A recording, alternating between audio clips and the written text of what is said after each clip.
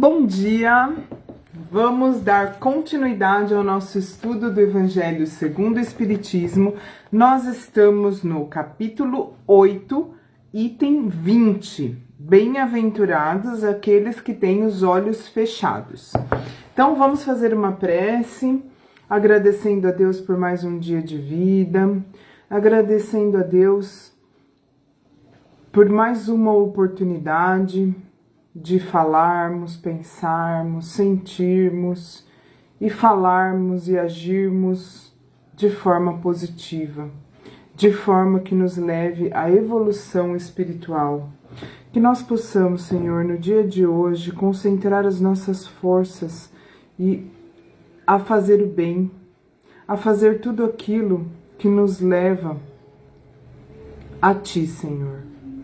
Fazer tudo aquilo que nos leva a seguir os ensinamentos de Jesus dentro das nossas capacidades, dentro das nossas possibilidades, mas buscando melhorar sempre, sempre, e nunca nos entregando aquilo que já podemos, que já sabemos sermos capazes de superar. Que assim seja. Então vamos lá. Item 20 do capítulo 8. Bem-aventurados aqueles que têm os olhos fechados. Que será que significa isso, né? Vianney, Cura de Arns, Paris, 1863. Meus bons amigos, por que me chamastes? Será para que eu imponha as mãos sobre esta pobre sofredora que está aqui e curá-la? Que sofrimento, bom Deus! Ela perdeu a visão e as trevas se fizeram para ela. Pobre criança, que ore e espere. Não sei fazer milagres sem a vontade do bom Deus. Todas as curas que pude obter e que vos foram anunciadas devem ser atribuídas apenas ao Senhor, Pai de todos nós. Então aqui, gente, sempre quando a gente fala assim um nome, a cidade e o ano, é porque é um espírito que veio se manifestar e trazer uma mensagem. Então é isso aqui que ele está falando, está perguntando por que ele foi chamado e falando sobre uma pessoa que perdeu a visão e falando que os milagres não são frutos de algo que ele possa fazer, e sim de Deus, algo que Deus age através de alguém, certo? Em vossas aflições, portanto, olhai sempre o céu e dizei, do fundo de vosso coração: meu Pai, curai-me, mas fazei com que minha alma doente seja curada antes das enfermidades de meu corpo. Todas as doenças são resultado de algo que se desequilibrou primeiro na alma. Então, a alma está enferma, a alma está desequilibrada, a pessoa está alimentando pensamentos, sentimentos, coisas ruins dentro dela, no coração dela, na mente dela, na alma dela. E aí isso, com o tempo, se transforma em uma doença física. É sempre assim. Ah, mas existem doenças que são causadas por vírus e não que o próprio corpo produziu, como um câncer, por exemplo, que o próprio corpo produz, né, o tumor, o mal. Mas a imunidade da pessoa depende completamente daquilo que ela leva na mente, no coração, na alma. Então, mesmo quando um vírus invade um corpo que está são, que tem uma mente, um coração e uma alma saudáveis, purificados, elevados, alimentados por pensamentos, sentimentos bons, esse vírus não vai conseguir se multiplicar, esse vírus não vai conseguir causar a doença. Então, sempre a doença está em nós, nunca ela vem de fora. Ela pode ser como que vamos dizer, atribuída a um vírus, a uma bactéria, porém, ela está em nós.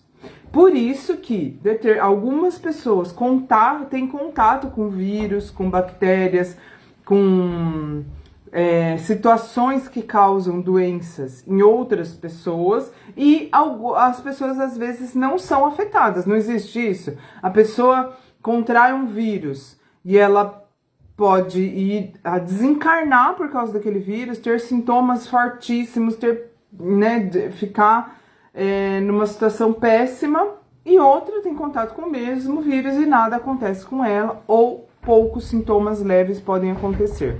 Por que essa diferença? A diferença está no pensamento, no sentimento, e não adianta. Claro que ajuda se a pessoa, ao contrair uma doença, ao ser diagnosticada com uma doença, ajuda se ela dali para frente começar a alimentar bons pensamentos, a programar as células do corpo dela de forma positiva para combater aquela doença. Isso ajuda. Porém, não é a mesma coisa que alimentar o tempo todo bons pensamentos, bons sentimentos, tudo isso que nós já temos falado. Se ela fizer isso todos os dias, ela vai prevenir a doença. Ou quando a doença vier, ela vai ter forças para combater esta doença. Então, não é que não resolve, não adianta nada passar a ter pensamentos e sentimentos positivos quando adoece. Adianta. Porém, não se compara a ter sempre, alimentar sempre bons pensamentos e bons sentimentos. Vejam que nós não estamos dizendo que nós que existe a possibilidade de nunca ter maus sentimentos e maus pensamentos. Nós somos humanos, estamos aqui no planeta Terra. Se a gente fosse evoluído a ponto de, não estaríamos nesse planeta. Já falamos isso inúmeras vezes. Esse é o estudo 57 do Evangelho. Então, nós estamos no capítulo 8. Entre o capítulo 1 e este capítulo de agora, o capítulo 8, muita água passou por debaixo da ponte e nós falamos muitas coisas relacionadas a isso que agora, às vezes, eu falo com vocês sem dar muita explicação, porque eu sei que quem está acompanhando já ouviu, já sabe essa explicação dos estudos anteriores. Então, até recomendo que quem quiser assistir, acompanhar, verificar essas coisas que já foram faladas aqui, é bem mais fácil encontrar os vídeos. Aqui é live, mas a live se transforma em vídeo, ela fica gravada no canal do YouTube, que é o canal Vida Eterna Ana Torres, canal espírita. Depois eu vou colocar aqui na descrição desse vídeo, que fica gravado também no Facebook, mas é muito mais fácil encontrar no YouTube, porque lá você olha e já visualiza os nomes dos vídeos, e lá só tem os vídeos, você olha e já identifica rapidamente. No Facebook é mais difícil encontrar, né? No Facebook é melhor para quem está acompanhando ao vivo. Mas então, continuando, a doença, ela vem do espírito, e o espírito, entre o corpo físico e o espírito, existe o perispírito, que é um corpo material, porém de uma matéria muito mais sutil que este corpo aqui físico, né, palpável, que nós vemos, sentimos, pegamos, alimentamos com alimentos físicos. Entre eles existe o perispírito, que é o que faz a conexão entre o corpo e o espírito.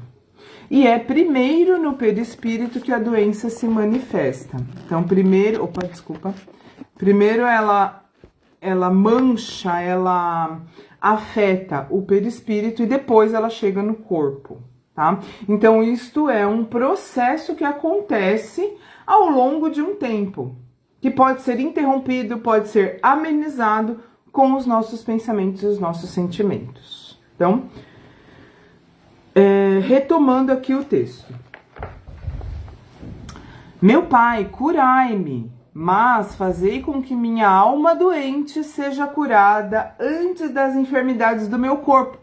Por isso que eu expliquei tudo isso que eu falei agora, porque para fazer sentido o que está sendo dito neste texto aqui, do Evangelho segundo o Espiritismo. Que minha carne seja castigada se for preciso, para que minha alma se eleve até vós, com a brancura que tinha quando a criastes. Após esta prece, meus bons amigos, que o bom Deus sempre ouvirá, a força e a coragem vos serão dadas, e talvez também a cura que pedistes apenas timidamente, como recompensa ao vosso devotamento. Mas, uma vez que estou aqui, em uma assembleia onde se trata, acima de tudo, de estudos, eu vos direi que aqueles que estão privados da visão deveriam considerar-se como bem-aventurados da expiação. Olha que coisa, que quebra de paradigmas. Ele está dizendo que a pessoa que não está enxergando com os olhos físicos é uma pessoa privilegiada. Que difícil entender isso, né? Vamos tentar aqui compreender qual que é a lógica desse pensamento. Lembrai-vos de que o Cristo disse que seria preciso arrancar vosso olho se ele fosse mau, e que mais valeria lançá-lo ao fogo do que ser a causa de vossa perdição. Começando a fazer sentido. Quantos há em vossa terra que amaldiçoarão um dia nas trevas terem visto a luz? Como são felizes os que na expiação são atingidos na vista. Seu olho não será de modo algum motivo de escândalo e de queda. Bom, aqui o que deu para entender até agora é o seguinte: tudo tem uma razão de ser. Por exemplo, recentemente, eu vou dar um exemplo pessoal meu só porque me ocorreu agora e eu acho que é válido, mas poderia ser qualquer exemplo da vida de vocês, qualquer situação parecida com essa, de que às vezes algo ruim que nos acontece, na verdade pessoal fala, um termo que o pessoal costuma usar é livramento, tá? Então, o exemplo pessoal que eu quero dar é o seguinte: recentemente eu bati o carro, não teve nenhuma consequência de se machucar nem nada disso. Inclusive, eu demorei bastante para mandar consertar o carro. Porém, na hora exata que eu bati o carro, antes mesmo de eu descer do carro para ver os estragos que tinham acontecido, para resolver a situação perante o outro motorista, que a culpa foi minha, antes mesmo, no exato momento, a batida ainda nem tinha acabado, eu recebi uma intuição. Eu tive uma intuição por que aquilo estava acontecendo. E apesar do desconforto, apesar de a gente se sentir... Na hora você fica nervoso, né? Fica chateado, não nervoso, chateada. Fiquei chateada, causou um desconforto, muitas vezes tendo que fazer as coisas sem carro com chuva. É até bom pra gente perceber o quanto outras pessoas gostariam de estar no nosso lugar, né? O quanto, às vezes, a gente não sente a dor do outro por não passar pela mesma situação. Então, eu tive a oportunidade de perceber o quanto é ruim você ter que fazer compras estando sem carro, você ter que... o filho, às vezes, faltar da escola por não ter um carro para ir para a escola, e você não querer que ele vá na chuva, enfim. Voltando ao tema aqui, que não era isso que eu queria falar. Na hora exata, então, apesar de custo financeiro alto para conserto do carro,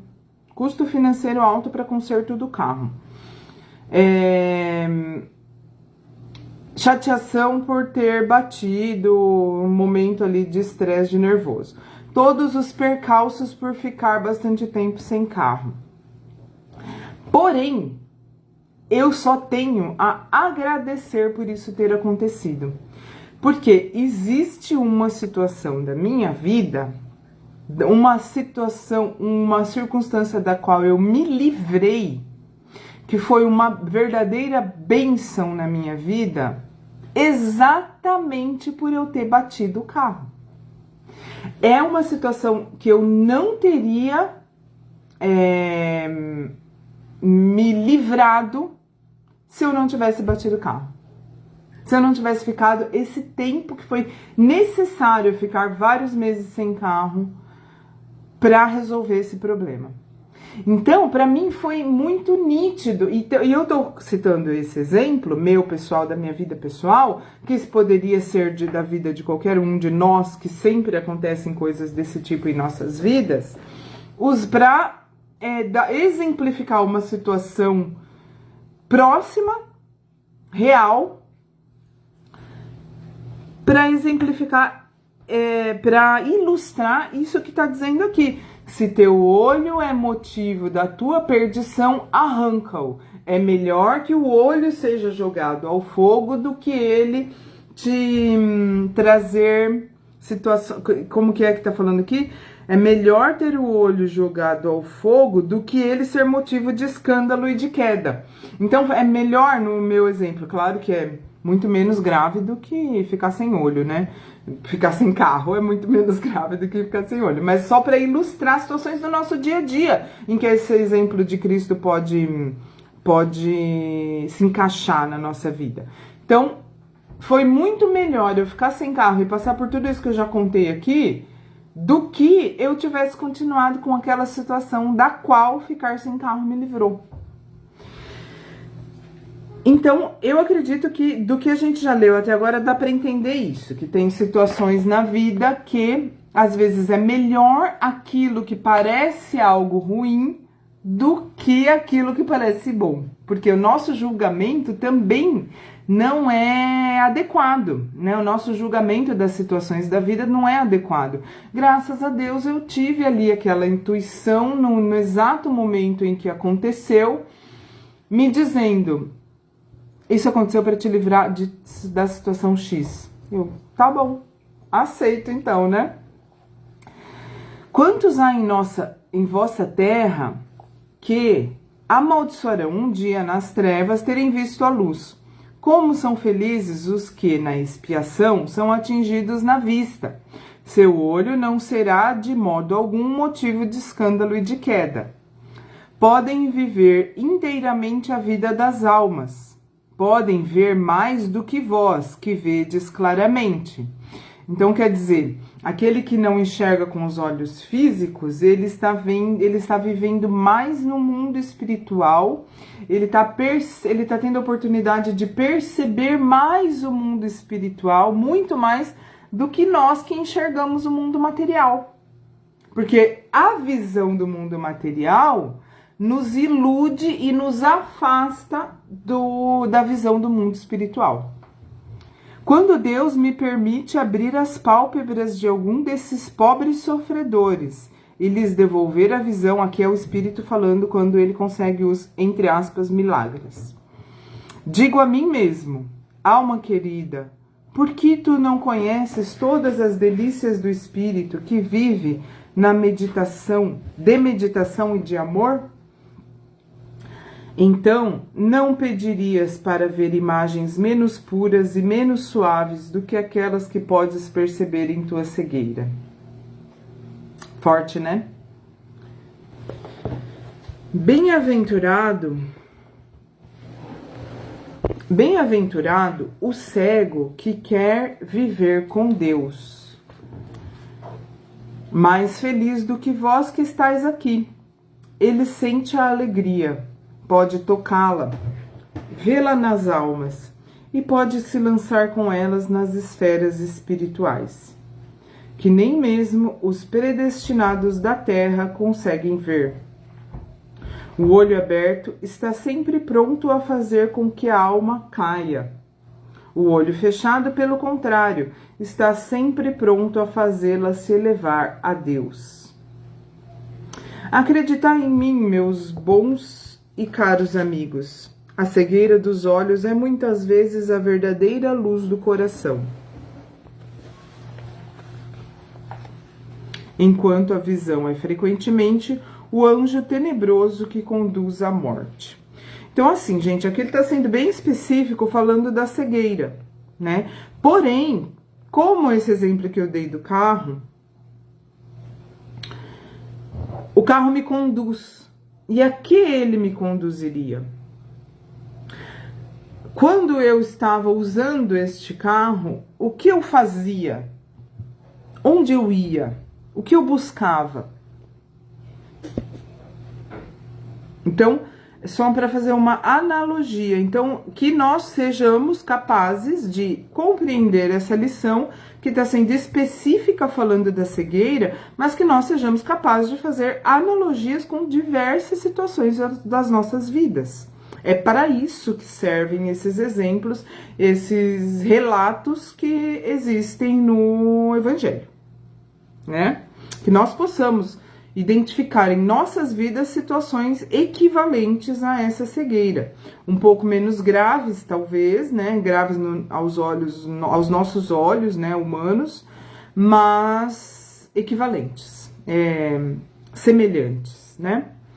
E agora, algumas palavras para ti, minha pobre sofredora, que era a moça a quem ele estava se dirigindo, que estavam pedindo para ele, esse espírito, Vianney Cura de Arms, é o nome que está aqui no Evangelho, se identificando esse espírito, porque haviam chamado ele para curar a cegueira da moça. Então agora ele está se dirigindo a ela. Espera e tem coragem. Se eu te dissesse, minha filha, teus olhos vão se abrir, como ficarias feliz? E quem sabe se esta alegria não te poria a perder? Tem confiança no bom Deus que fez a felicidade e permite a tristeza. Farei por ti tudo o que me for permitido, mas por sua vez, ora e reflete sobre o que acabo de te dizer. Antes que me afaste, vós que estáis aqui, recebei minha bênção. Agora uma nota, provavelmente explicativa. Quando uma aflição não é consequência dos atos da vida presente, é preciso procurar a sua causa em uma vida anterior. E aqui eu quero aproveitar para fazer um complemento do que eu falei no início do nosso bate-papo aqui de hoje, que eu estava falando que todas as doenças são provenientes de desequilíbrios espirituais, certo? Eu já expliquei isso no começo do nosso bate-papo. E eu quero fazer uma ressalva, explicar, porque eu falei que são os nossos próprios pensamentos e sentimentos e aquilo que a gente leva na alma, no coração, na mente, que provoca as doenças. Porém, também existe aquilo que a gente traz de outra encarnação, tá? Então, às vezes, existem sim situações de saúde que são que viemos predestinados a sofrê-las, para que nós possamos vivenciar situações que vão nos curar coisas de outras encarnações, curar situações de outras... Na verdade, a doença é a cura, é a limpeza.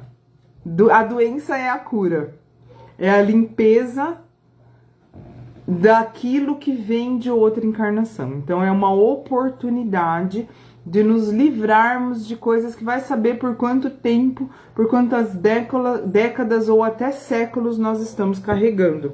Então quando nós encarnamos e temos essa doença que não é fruto dos nossos maus pensamentos, maus sentimentos, como aquilo que eu estava explicando no início do vídeo, quando não é aquilo, por causa de... é uma bênção, uma cura, uma limpeza que está vindo para nos libertar de pesos que carregamos ao longo das décadas, séculos, das encarnações passadas, tá?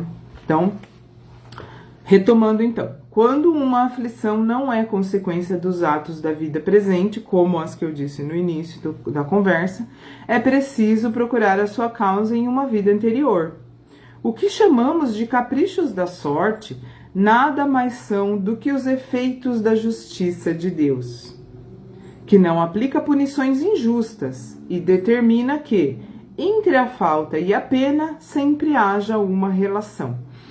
Como eu já disse para vocês em outras oportunidades desse nosso estudo, eu não concordo com essa palavra penalidade, sabe? Punição, pena. Eu não concordo. Eu acho que, na minha visão, né, aquilo que nós vivemos é aquilo que nós construímos. Então, não é que está tendo um castigo, que Deus ou alguém está determinando que eu sofra. Não, fui eu mesma que determinei isso.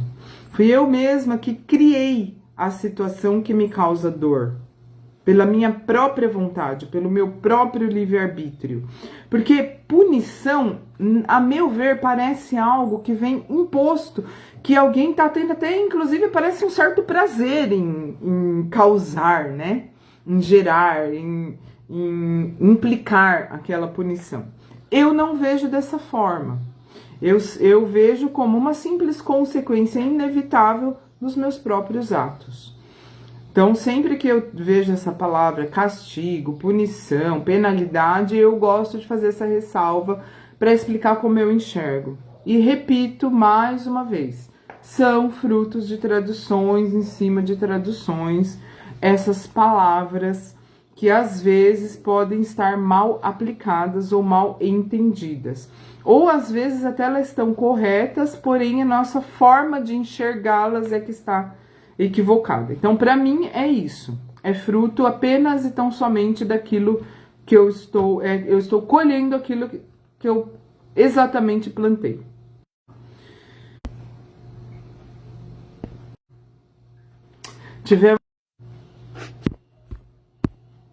Voltou? Deu uma pausa involuntária, não quis que isso acontecesse. Foi por uma questão de internet. Não sei como que ficou o vídeo para quem tá assistindo, mas foi uma interrupção aí por falha da internet. Eu não sei o que aconteceu para vocês, mas para mim tava totalmente travado. E eu não sei também como que vai ficar depois no vídeo, mas vamos dar continuidade agora que voltou aqui a internet. Então, tava falando sobre a punição, né, que eu não concordo muito com esse termo, e expliquei o que eu acho sobre isso. Qual é a minha opinião a respeito. Vamos lá. Se em sua bondade lançou um véu sobre nossos atos passados, aponta-nos, entretanto, o caminho, dizendo: quem matou pela espada morrerá. Palavras que podem ser traduzidas assim: sempre se é punido, aspas, naquilo que se pecou. Então, sempre iremos colher aquilo que plantamos. Prefiro dizer desta forma. Se, porém, alguém é afligido pela perda da visão, é que a visão foi para ele um motivo de queda. Talvez também tenha sido o motivo da perda da visão para um outro. Talvez, né, que a pessoa, ou ela, pela visão, ela caiu porque se utilizou da visão de uma forma que a levou a queda no sentido de espiritual, né? Ou ela tirou a visão de outra pessoa. Talvez também tenha sido o motivo da perda da visão de outro. Talvez alguém tenha se tornado cego pelo excesso de trabalho que lhe impôs, ou em consequência de maus tratos, de falta de cuidado. É desse modo que ele sofre agora a pena de talhão, que é o olho por olho, dente por dente. E ele mesmo, em seu arrependimento, pôde escolher essa expiação. Por isso que eu disse antes que, quando a gente está vivendo uma situação que vem de outra encarnação, na verdade, é já o início da limpeza, é o início da cura. Quando a doença se manifesta no físico, já é o início da cura. Porque enquanto ela estava oculta, enquanto ela estava no perispírito, enquanto ela era apenas, entre aspas, um desequilíbrio espiritual, ainda não tinha chegado ao corpo, ela ainda estava sendo formada. Quando ela chega no corpo, ela já está acabando, na verdade. Então, é uma limpeza, é uma oportunidade. Ele mesmo, em seu arrependimento, pôde escolher essa expiação. Ou seja, a pessoa, quando ela está vivenciando essa doença no corpo, já é a expiação, já é a limpeza e é algo que foi escolhido, que já está sendo curado na alma. Aplicando a si própria essas palavras de Jesus: se teu olho é motivo de escândalo, arranca-o. Bom, então é isso, pessoal, por hoje. Daqui a pouquinho, deixa eu ver que horas são. Daqui 5 minutos nós faremos o estudo continuaremos, né, o que começamos ontem, o estudo do livro O que é Espiritismo. Vou só tomar uma água, ajeitar aqui a questão da internet e começo outra live daqui cerca de 5 minutos, ok? Vamos finalizar então agradecendo por mais essa oportunidade de estudo, por mais esses ensinamentos maravilhosos que acessamos através de Jesus, através do Espiritismo, e que nós possamos sempre compreender de que forma eles se aplicam na nossa vida prática, e assim possamos viver de acordo a esses ensinamentos. Que assim seja. Bom dia, Vilma. Bom dia a todos e nos vemos daqui a pouco. Tchau, tchau.